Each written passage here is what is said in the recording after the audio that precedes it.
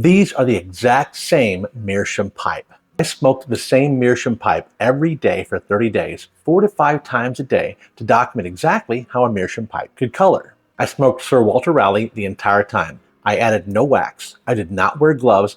I did not baby the pipe in any way. I treated this pipe like my everyday pipe. It went to work with me. It went out of town with me when I went on carving trips. It did everything with me, and it was the only pipe I smoked for 30 full days. The coloring process that you see that happened here, you shouldn't concentrate on the 30 days, concentrate on the 4 to 5 times a day during that period, and that's between 140 to 160 smokes. That is really, I think, what affected the coloring process the most, not the time frame. The time frame is what the time frame that I did it in. I recorded this entire process while I did it step by step on Instagram through EDC posts, which you could go back through and you can see day 1 all the way to day 30 as I smoked the pipe and posted photos of it. The coloring process there, don't compare one photo day to day to each one, because lighting can be different. The white balance can be off from one day to another.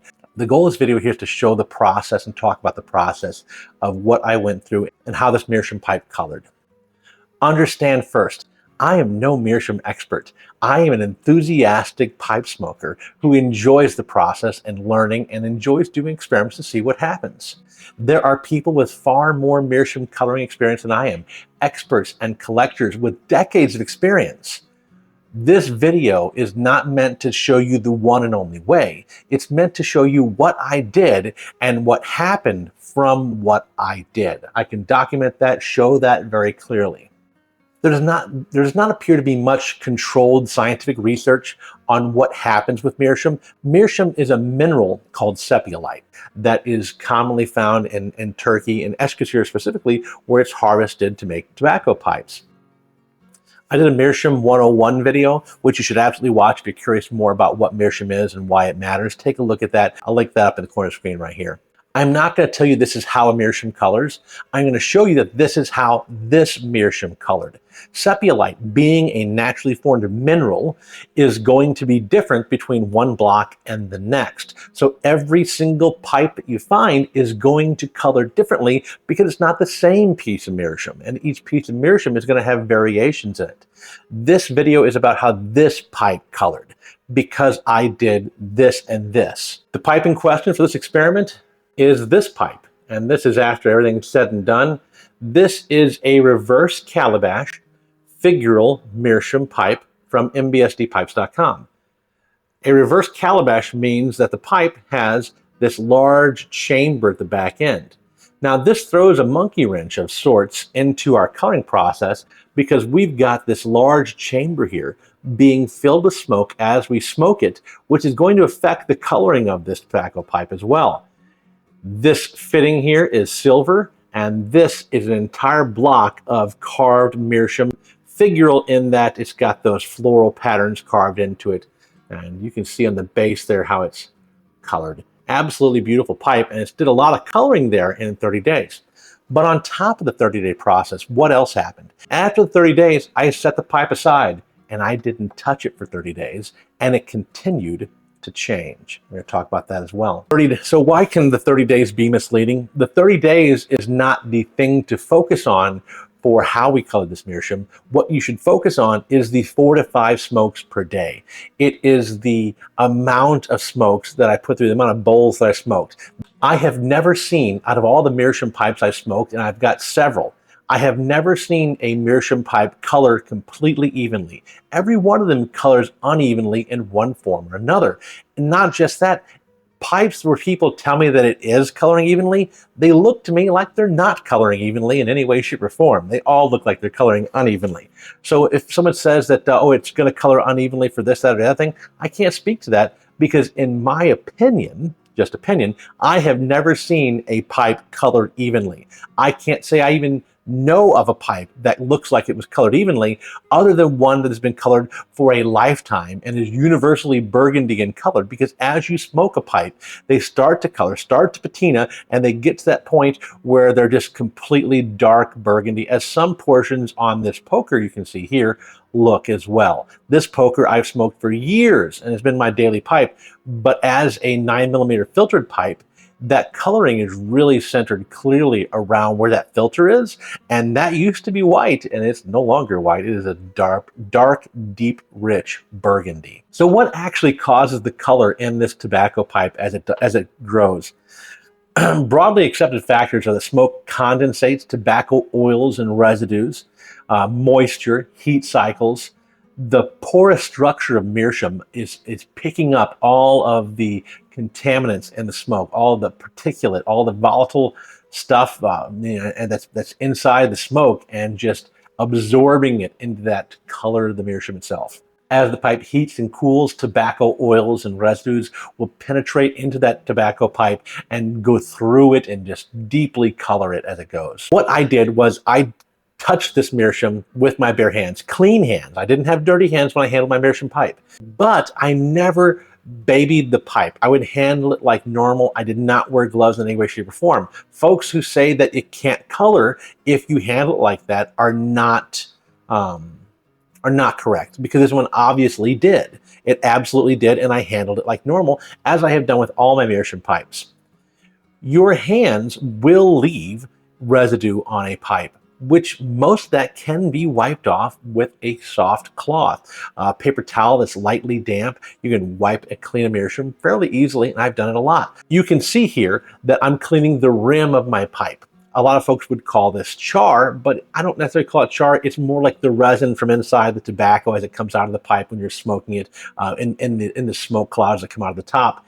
They'll dry and harden along the surface, but you can wipe that free with a wet paper cloth, nice and gently like you see here, and 99.9% of that is going to come right up with a wet paper cloth. Another common thread that people talk about is you have to wax a meerschaum for it to color properly. This meerschaum was not waxed by anyone except the folks who made it. I smoked it the entire time. I did not wax it even one time. So no extra wax in any way, shape, or form. Other folks say that tobacco type matters, that it's going to change the way it colors. For this experiment, I did not change the tobacco that I smoked. I smoked Sir Walter Raleigh every day because I'm a bit of a codger blends kind of guy, and I like smoking the same blends.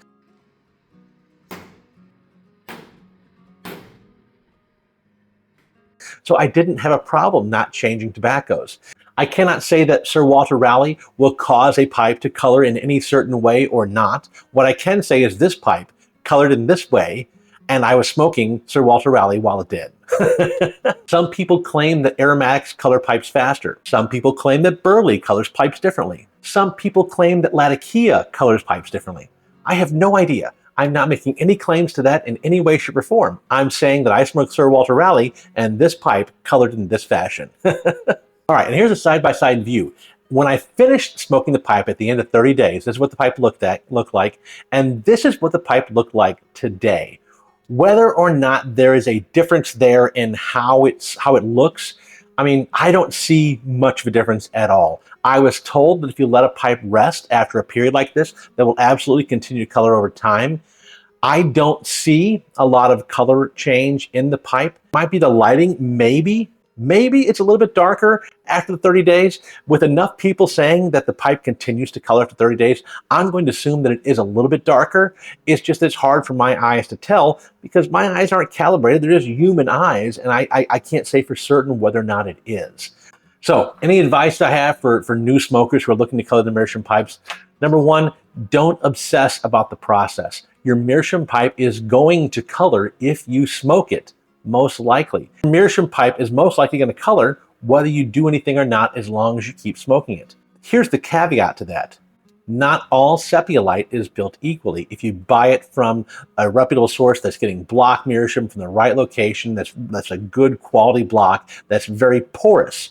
The amount of porosity, how porous the block is going to determine how well it can absorb the contaminants in that smoke. The more porous it is, the more it can absorb. The less porous it is, the less it can absorb. That is one of the factors looked at when artisans in Eskişehir, Turkey are creating and carving block meerschaum. They're looking for how porous it is, how easily it absorbs water, which is what they can use to test, and how easily it does that is going to show them how easily it will color eventually. But even then, not every block meerschaum is going to color the same. I have smoked 4 or 5 pipes here, and all of them color in one way or another, but they're all coloring slightly differently because it is a naturally occurring mineral and they are not all built the same way. So your experience is going to be different than mine. Your experience is going to show the exact pattern.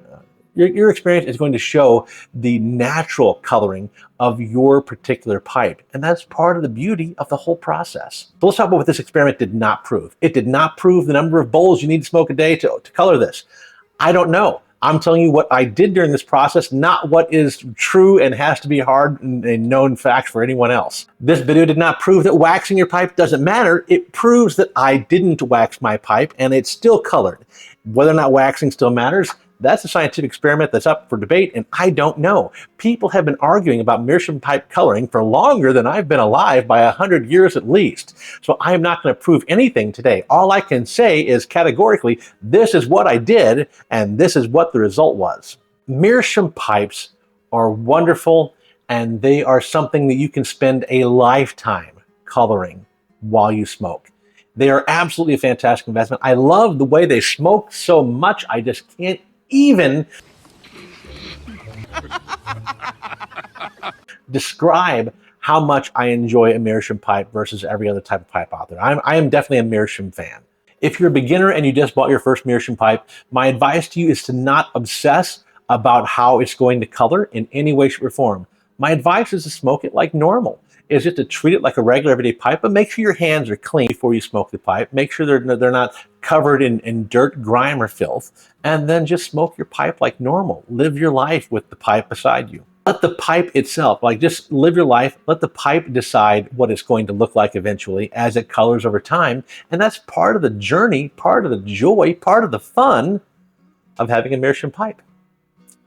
And folks, that brings me to the end of today's video. Thank you so much for sticking around the end of the video. I really appreciate it. Don't forget to like the video, subscribe to the channel. If you enjoy this kind of content, head over to Instagram and give me a follow over there, because I'm going to do other things at some point, I'm sure, like this 30-day challenge. And you can scroll back through my Instagram feed and take a look at that to see if it was something fun, to see what it was like, to see what the comments were as it went along even, or just, whatever. Other than that, though, thank you so much for sticking around, folks. And yeah, enjoy your day. Bye.